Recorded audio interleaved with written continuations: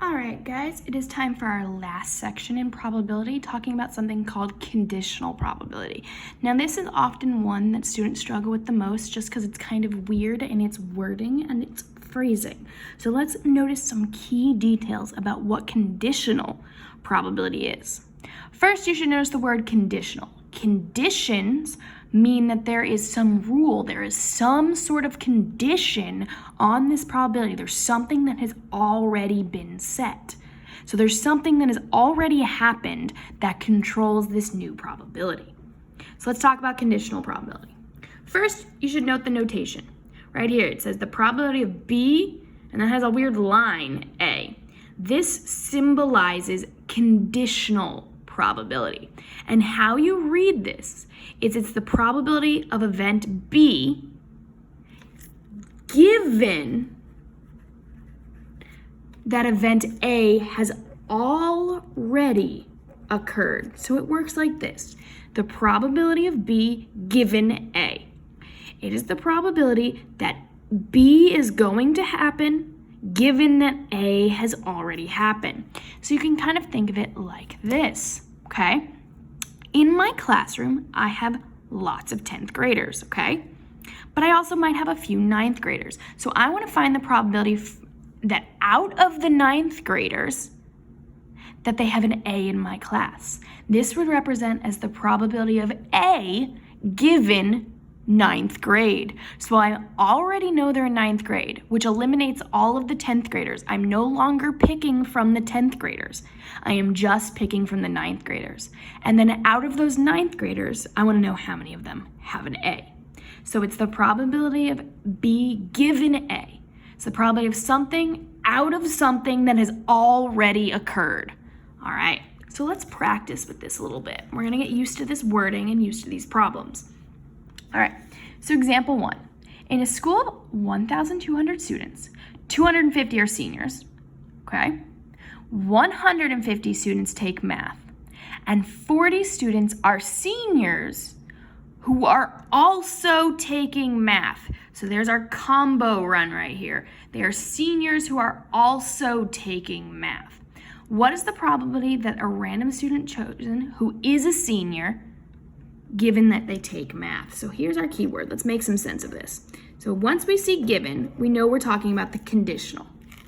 And here's how the conditional works. First, let's make some sense of the wording right here. So we have to figure out, okay, what are we trying to find given what already happened? So this is wanting to know what is the probability of choosing a senior given that they take math. So what we already know here is that they take math. What we're trying to find out is that they're a senior. So this will look like this. The probability that they are a senior, that's what we want to know, given that they already take math. So what we're doing here is instead of trying to pick from every single student and figure out which ones are seniors, we are lowering it to only the students that take math. So I've taken all the students in Centennial and I've separated them. And I said, okay, I only want the students to come with me that are in math. So I've made my samples smaller. So I'm no longer doing it out of 1,200 students. I've made my samples smaller. I'm now doing it only out of the 150 that take math. Now I want to pick out of that 150 that take math and figure out how many are seniors. So our equation goes like this. First, you always want to pick out of what is already given. So if you look up here, what is already given is the second thing. That's always what's on the bottom of this equation. So the total amount of kids that are in math was that 150. That's what's going to come on the bottom. So I'm only picking from the kids in math. On the top, you want to figure out, okay, what's true about this one? So on the top is your and. Because you're only picking out of the bottom one, you have to find, okay, how many of the seniors are in math? Since I'm only picking them out of math, I'm now putting how many seniors are in math. So up here, I can see that 40 seniors are also taking math. So again, this represents, given that they are in math, there are 40 students who are both a senior and take math. So if we want to calculate our percentage on that, that is about 27%. All right, it's probably a little rocky still, so let's get some more practice. All right, example 2. For events B and C, it is known that the probability of C given B is 0.25, and the probability of C and B is 0.15. Find the probability of B. This is simply needing us to really pay attention to this equation up here. So our conditional probability equation goes like this. The probability of C given B is equal to the probability of the both, so C and B, out of the probability of the thing you already know, which is B. Since we have 2 of these, we have the given one already, and we have the and already, we can plug it in and find our missing probability. So let's go ahead and plug in our values, and I'm going to switch colors for this. So this is the same thing as saying 0.25, that's our given, equals our and, which is 0.15, divided by, okay, we need to figure out this one. We don't know this one. So we are simply going to turn this into an algebra problem, and we're going to solve for the missing one. So the first thing we need to do is we want to multiply both sides by what's being divided. We do this so we eliminate this side. Now we have that the probability of B multiplied by 0.25 should get us 0.15. Lastly, we want to get this probability of B alone, so we're going to do opposite operations. We're going to divide both sides by this 0.25. So the probability of B is going to end up being 0.15 divided by 0.25. Now, if we take our calculators and we go ahead and we plug in 0.15 divided by 0.25, we get that the probability of B is 0.60.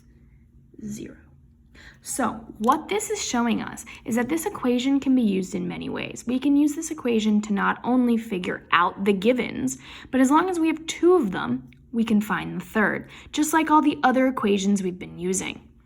All right, let's keep it going. All right, example number 3. Example number 3 says, the probability that a centennial student is in a club is 65%. So let me pause. The first thing we know is that the probability that a student is in a club is 65, or in our case, 0.65. And the probability that a student both plays a sport and is in a club. So the probability that they play a sport and they are in a club is going to be 0.4, because it was 40%. What is the probability a person plays a sport given they are in a club? So remember, translating this into our new terminology. We write the probability first of what we want to know. So we want to know what's the probability that they are going to play a sport. Then we put that little line that stands for given what we already know, given they are in a club. Okay, so we've got 3 things here. We want to find the missing one. Let's refresh our memory again. Up here you can see this is the equation we are looking with. So what this will translate to is that the probability of sport, I'm going to write it as S, given club, is going to be equal to the probability of both sport and club over the probability of the one we already know, that's always the one listed second, which is club. So if we go ahead and we plug in our numbers instead, so our probability of and was 0.4, our probability of club was 0.65. So if we go ahead and we are to divide that, we're going to get that that is about 0.62 or 62%. So again, what this 62% stands for, 62% of the students who are already in a club also do a sport. So this is out of my kids who already said yes, they're in a club, 62 of them also play a sport, okay? So it's that little bit of that conditional here. The condition was that they already had to say yes, they were in a club. Then we wanted to figure out of that sample from club students, how many of them also played a sport.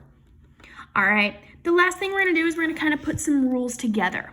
So this last one's gonna use 2 of our rules. It's gonna use our multiplication rule for independence, as well as our conditional probability rule. So let's check it out. So this says given that A and B are independent, that's going to help us. That's going to come back in a little bit. If probability of B equals 0.25 and probability of A equals 0.6, find the value of probability of A given B. So let's remind ourselves. First rule we know.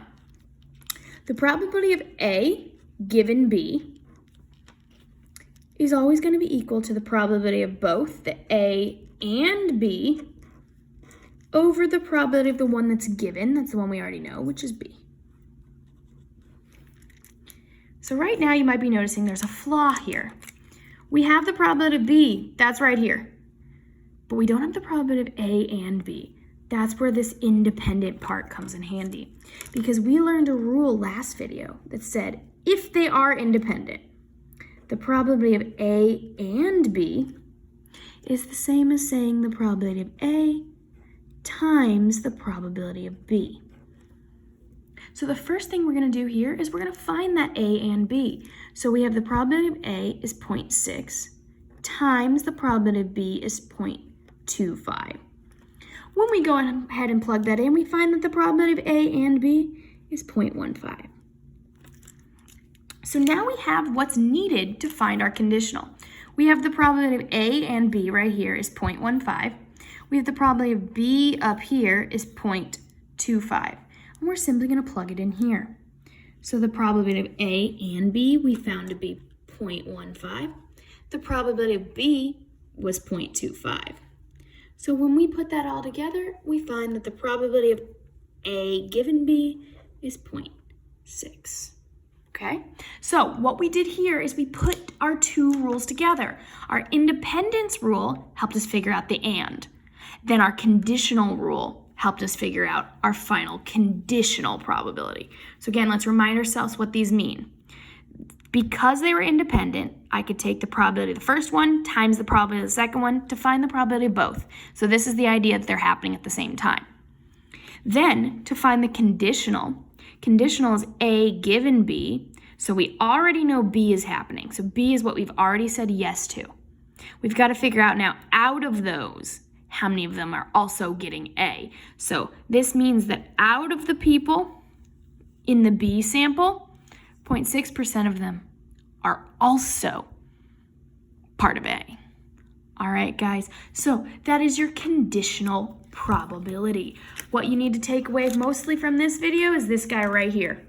The probability of B given A. Remember, A is what we already know. B is what we are picking out of A now. All right, guys, that is your conditional probability.